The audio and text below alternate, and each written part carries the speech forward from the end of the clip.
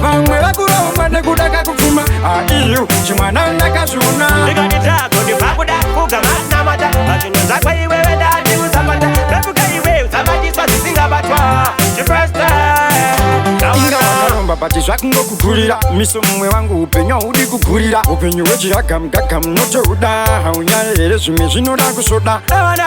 ndatishe vangu nditainiziyewo kanzira yangu nditarombewo pazvinhu zvangu nditainiendewo kumberi zvangu saka misu pakuda kushanda kurarama upenyu wakaoma vamwe vakuromba nekudaka kupfuma iyo chimwana ndakazviona ndikatitako ndipakuda kugama mata pazvinhu zakwe iwewe ndati usapata pepuka iwe usabatiswa zvisingabatwa chifresta ura kunge vanhu vari kupoda nhasi zvakupandukira wave kuchema handiti ndiwe waizvida asi nhasi zava kunetsa kusiyana mushonga waibata vana vachitopenga tarisana nhasi vamwe vatozvirema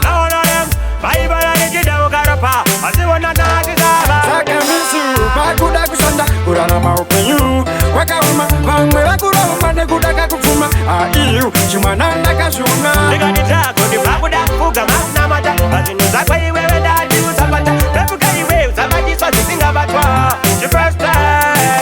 inga vakaromba pati zvakungokugurira miso mumwe wangu upenyu haudi kugurira upenyu hwechiragamu notouda haunyaya here zvimwe zvinoda kusoda ndatishe vangu nditainiziyewo kanzira yangu nditarombewo pazvinhu zvangu nditainiendewo kumberi zvangu saka misu pakuda kushanda kurarama upenyu wakaoma vamwe vakuromba nekudaka kupfuma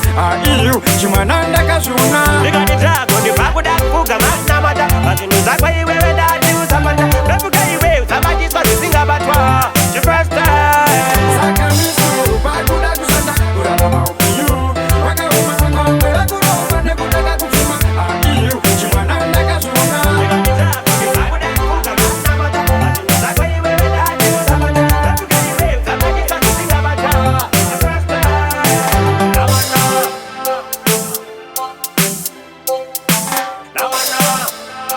Street run music.